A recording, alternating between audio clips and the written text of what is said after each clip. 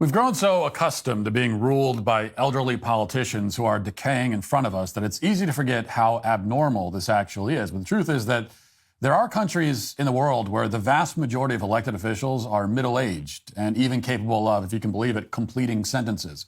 It's no secret the United States has transformed into a gerontocracy in the last several years. Right now, roughly 1/4 of Congress is over the age of 70.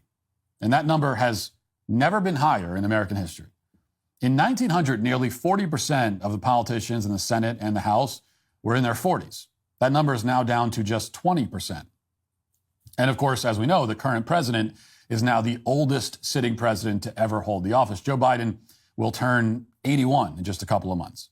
In fact, presidents now are so old that the two far and away frontrunners for their party's nominations, Biden and Trump, are both older than Bill Clinton is now, who was elected to his first term 3 decades ago. So when a current president is older than a former president who's been out of office for over 20 years, you know something is wrong.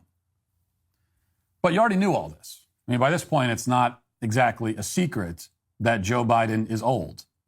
What has only become apparent in recent days, however, is the extent of Joe Biden's decline, as well as the willingness of his staff to put his mental decay on full display for everyone to see.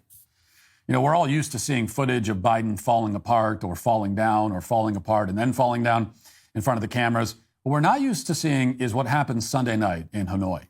Joe Biden was in Vietnam, supposedly to project strength against China. The idea is that Vietnam and the United States will work together in a new strategic partnership that will somehow deter the Chinese government from, say, invading Taiwan.